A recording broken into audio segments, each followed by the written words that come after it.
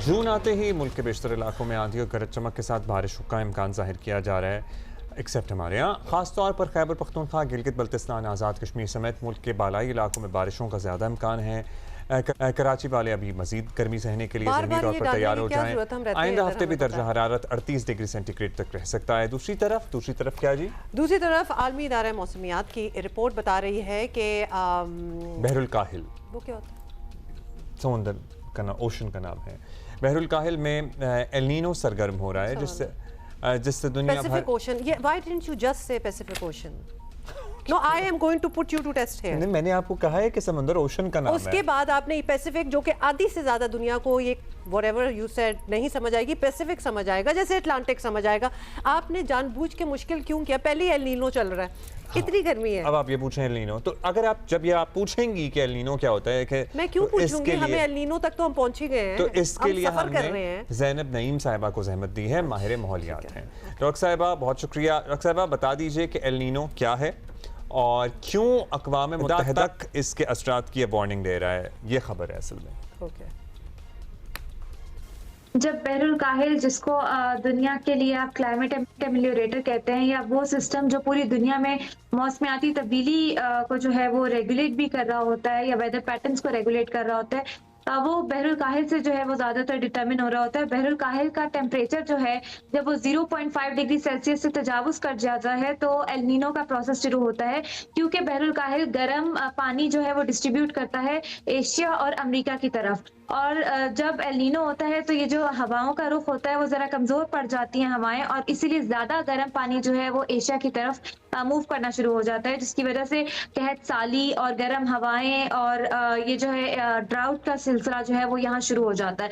लेकिन इसकी वजह से दूसरी तरफ जो है, दूसरी खित्तों में जो है बारिशें भी हो जाती हैं तेज, और ये इस तरफ जो है वो कहत साली होती है। तो इस दफा वार्निंग इसलिए आई है कि एल नीनो जो है वो तो स्टार्ट होना ही है, लेकिन जो पैसिफिक ओशन या बहरुल काहिल का टेम्परेचर है वो 2 से 3 डिग्री तजावुज कर गया है, बजाय 0.5 डिग्री के, जिसका मतलब है कि एल नीनो से भी बढ़ के सुपर एल नीनो की प्रेडिक्शन है। और 1877 में जब सुपर एल नीनो आया था, जो कि हिस्टोरिकल रिकॉर्ड हमें मिलता है, उस वक्त दुनिया में कहत साली बहुत ज्यादा फैली थी और 50 मिलियन लोग जो है वो मर गए थे। और उसके बाद मुसलसल कितने आने वाले कितने साल जो है वो गर्म तरीन साल भी रिकॉर्ड हुए थे। 2015 के बाद भी रिकॉर्ड हुए थे, और अभी भी कहा जा रहा है कि एक साल ऐसा आएगा 2030 तक इस एल नीनो के बाद, जिसमें टेम्परेचर जो है वो 1.5 डिग्री सेल्सियस से तजावुज कर जाएगा दुनिया का। तो इसलिए इसकी वार्निंग्स आ रही हैं। Okay, so we are being warned here. ये बताइएगा कि पाकिस्तान पर बराह रास्त एल नीनो के असरात जो हैं वो मौसमों की शिद्दत की शक्ल में नज़र आ रहे हैं, कुछ अरसे से नज़र आ रहे हैं, और अभी गर्मी चल रही है, फिर बारिशें भी होना है। क्या गर्मी और बारिशें दोनों मामूल से ज़्यादा होंगी? That's what being foreseen. देखिए, जब एल नीनो की जो प्रेडिक्शन आ रही है वो ज्यादातर है कि जुलाई के बाद अगस्त में जो है ये पीक कर सकता है, 2026 के एंड तक ये चल सकता है। उससे पहले जो है वो ये प्रेडिक्शन है कि जिस तरह गर्मी मुसलसल बढ़ रही है, इस साल बारिशें जो है वो अचानक हो सकती हैं और तेज हो सकती हैं।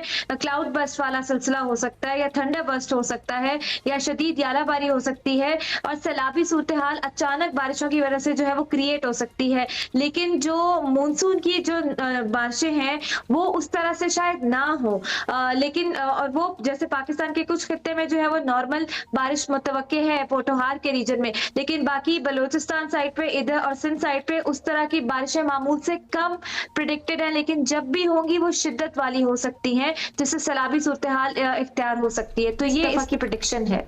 अच्छा डॉक्टर साहब, अब ऐसे हालात में क्लाइमेट चेंज के इन असरात से बचने के लिए लॉन्ग टर्म तो बहुत कुछ होने वाला है, फौरी तौर पर अवाम और हुकूमतें क्या करें और ख़ुद को किस तरह महफूज रखा जा सकता है?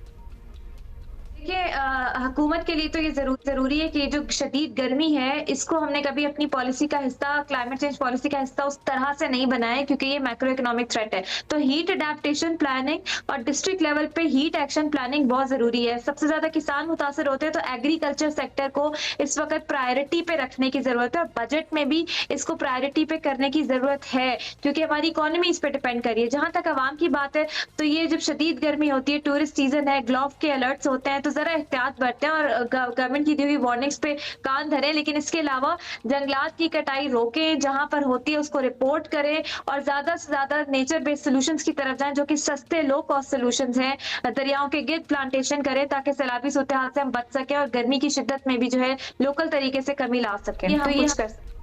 बहुत शुक्रिया डॉक्टर ज़ैनब नईम हमसे ये बात करने का, और हम और ज़्यादा वैसे परेशान हो गए हैं कि क्या होने वाला है, but then we know we have been expecting it for the past couple of years also. आपको आज पता लगा कि पैसिफिक जो है, बहरुल काहिल जो है, वो दुनिया के ज़्यादातर वेदर सिस्टम्स को रेगुलेट करता है, और पैसिफिक ज़ाहिर है भी ज़रा मुख्तलिफ, बहुत मुख्तलिफ है। इनफैक्ट अगर आप सियाटल की साइड से जाके देखें ना, तो वो ओशन देखते ही पता चल जाता है कि it's not like any ocean.